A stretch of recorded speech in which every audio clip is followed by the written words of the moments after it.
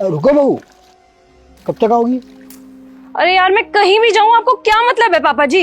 हर बात में टोका टाकी, क्या प्रॉब्लम है आपकी? नहीं, मैं बस ये जानना चाह रहा था तुम रात को कब तक आओगी? देखो मेरे को देर हो जाएगी, देर रात हो सकती है, 12-1 बज सकते हैं, मुझे नहीं पता मैं कब तक आऊंगी। अरे मैं अपने दोस्त की बर्थडे पार्टी में जा रही हूँ, बस मिल गया ना जवाब कि कहाँ जा रही हूँ। 12-1 बज जाएंगे? बहू इतनी रात तक तेरा अकेला पार्टी में जाना मुझे कुछ ठीक नहीं लग रहा, वो भी अकेले। नहीं बेटा, मैं तुझे नहीं भेज सकता। ऐसा कर, तू पार्टी में मत जा। क्या क्या बोला आपने? आप कौन होते मेरे को रोकने वाले? मेरे दोस्त की बर्थडे पार्टी है और मैं अपने दोस्त के बर्थडे पार्टी में ना जाऊं? मैं तो जाऊंगी, समझ में आया? और दोबारा से मेरे को टोकना मत। देख बहू, तू जाने चाहती है तो मैं तेरे को मना नहीं कर रहा, लेकिन बस मैं ये चाहता हूँ कि तू अकेले मत जा। तू किसी को साथ ले जा अपने। वो ना लेडीज पार्टी है, वहाँ पे सारी की सारी लेडीज आएंगी, तो मैं अपने साथ किसी को ले नहीं जा सकती। इतनी सी बात आपके भेजे में नहीं घुस रही क्या? नहीं तो मैं राहुल को साथ नहीं ले जाती। अजीब बात करते हो पापा जी आप। अब मैं जा रही हूँ, मेरे को टोकना मत, समझ में आई? बेटा तू खुद सोच, अगर रात को कुछ तेरे साथ अनहोनी हो जाए तो कम से कम तेरा ख्याल रखने के लिए कोई तेरे साथ तो होना चाहिए ना। देख बहू, मैं तेरे हाथ जोड़ता हूँ, ऐसे हाथ में तू मत जा। यार हद होगी कसम से, आपकी टोका टाकी ने ना मेरी जिंदगी पूरी तबाह करके रखी हुई है। हर बात में टोका टाकी, कहीं जाऊं तो मत जा, कुछ खाऊं तो मत खा, हद हो गया। कुछ पहनूं तो ये मत पहन, वो मत कर। आप ऐसे नहीं मानोगे, मैं अभी राहुल को कॉल करती हूँ। उसने मेरे को कहा था ना कि शादी के बाद कोई टोका टाकी नहीं होगी, उसको मैं बताती हूँ अब। हेलो, अरे राहुल क्या हरकत है यार ये? तुम्हारे पापा हर बात में मेरे को टोकते रहते हैं। अभी तुम्हें 10 मिनट गए हुए नहीं और मेरे को बाहर नहीं जाने दे रहे यार। प्रियंका का बर्थडे है, मैंने तुम्हें बताया था, और ये भी कहा था कि लेडीज पार्टी है तो मैं अकेले जाऊंगी। ये मेरे को वहां जाने के लिए मना कर रहे हैं यार। 6 बार बोल दिया इनको, 6 बार मना करने लग गए, मेरे सामने अड़ गए कि नहीं जाने दूंगा। और तुम तो कह रहे थे शादी के बाद कोई रोक टोक नहीं होगी, अब कैसे रोक टोक हो रही है? अरे आप अपना मूड खराब मत करो, लाओ मेरे पापा से बात कराओ, मैं बात करता हूँ उनसे। ये लो। क्या यार पापा, जब वो बाहर जा रही तो उसको जाने दो ना। आप भी खामखा रोक टोक कर रहे हो, जाने दो उसको। लेकिन बेटा। अरे पापा मैंने बोला ना उसको जाने दो, जाने दो आप उसको। ठीक है बेटा, जा बहू, तू जा सकती। अब आ गई होगी ना बात समझ में? जब इतनी देर से समझा रही थी कि मेरे को जाने दो तब समझ में नहीं आ रहा था।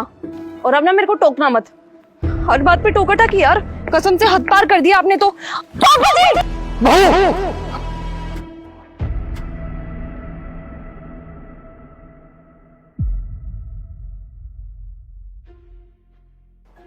अरे आराम करो तुम। राहुल मेरे साथ क्या हुआ था? मैं सीढ़ियों से गिर गई थी, मेरे बच्चा ठीक है ना? घबराओ मत अंकिता, सब कुछ बिल्कुल ठीक है। अभी थोड़ी देर पहले डॉक्टर तुम्हारा चेकअप करके गए हैं और उन्होंने कहा सब कुछ सेफ है, घबराने की कोई बात नहीं। मैं कितनी नादान थी, मेरे को पापा जी ने कम से कम 4-5 बार टोका कि मत जा, मेरे को कुछ सही नहीं लग रहा, मत जा, मेरे को कुछ सही नहीं लग रहा। और देखना मेरी जिद की वजह से क्या हो गया। पापा जी प्लीज मेरे को माफ कर दो, मैंने आपकी बात नहीं सुनी। अगर मैं आपकी बात स्टार्टिंग में ही सुन लेती तो शायद ये सब नहीं होता। प्लीज मेरे को माफ कर दो पापा जी। अरे बेटा, माफी मांगने की कोई जरूरत नहीं है। बेटा मेरी रोक टोक की आदत तो है ही नहीं। तुम ये बताओ, कब मैं तुम्हें रोका टोका? तुम जो कपड़े पहनना चाहती हो, जो खाना चाहती हो, कहीं भी जाना चाहती हो, मैंने कभी मना नहीं किया। लेकिन और अब तुम पेट से हो तो डर तो लगेगा ही ना। वो क्या है ना कि अब तुम्हारे साथ एक और जिंदगी जुड़ी हुई है और इस टाइम पर तो बहुत ख्याल रखना जरूरी होता है। खासतौर पर तुम्हारा 8वां महीना चल रहा है तो तुम्हें तो बहुत ज्यादा ध्यान रखना चाहिए। बस मैं इसलिए मना कर रहा था कि तुम अकेले इतनी दूर जा रही हो और रास्ते में कोई अचानक कोई बड़ा हादसा हो जाए तो क्या होगा। अरे कोई ना कोई साथ तो होना चाहिए जो तुम्हें संभाल सके उस समय। और आजकल की दुनिया ना ऐसी है कि कोई भी किसी का साथ नहीं देता, क्योंकि बेटा आजकल के जमाने में ना कोई भी किसी की मदद नहीं करना चाहता। बल्कि मैं तो ऐसे लोग देखे हैं जो मदद करने से पीछे हटते हैं, बल्कि खड़े होकर तमाशा देखते हैं लोग। और वो ये सोचते हैं कि कहीं ऐसा ना हो कि हम मदद करें, उल्टा हम ही फंस जाएं। बस बेटा मैं तुम्हें इसीलिए रोक रहा था कि तुम अकेले मत जाओ। बेटा तुम लोग तो जानते ही हो कि मैं तुम दोनों से कितना प्यार करता हूँ और मैं नहीं चाहता कि मेरे बच्चों पर कोई जरा सी भी आँच आए। हाँ पापा जी आप बिल्कुल ठीक कह रहे हैं, मेरे को इस हालत में तो ध्यान रखना ही चाहिए ना। मैं बेफिजूल की जिद कर रही थी पार्टी में जाने की, अगर कुछ ऊंच नीच हो जाती तो मैं अपने आप को कभी माफ नहीं कर पाती। और भगवान का लाख लाख शुक्र है कि भगवान की कृपा से तुम्हारे साथ साथ बच्चा भी बिल्कुल ठीक है। और तुम अब आराम करो, और अब जब हम तुम्हारे साथ हैं तो टेंशन लेने की क्या जरूरत है। अंकिता पापा बिल्कुल सही कह रहे हैं, वो तुम्हारे भले के लिए बोल रहे थे। वो तुम्हें जाने से सिर्फ इसलिए रोक रहे थे क्योंकि उन्हें तुम्हारी फिक्र है। वो नहीं चाहते कि तुम्हारे साथ कोई बुरा हादसा हो जाए। और फिर तुम जाने की जिद करने लगी। और वैसे भी तुम्हारी जिद के आगे तो कौन टिका है। फिर ना चाहते हुए पापा को बोलना पड़ा, ये इसको जाने दो। बस अंकिता, पापा तुम्हें रोक इसलिए रहे थे क्योंकि उन्हें लग रहा था कि तुम्हारे साथ कोई अनहोनी ना हो जाए।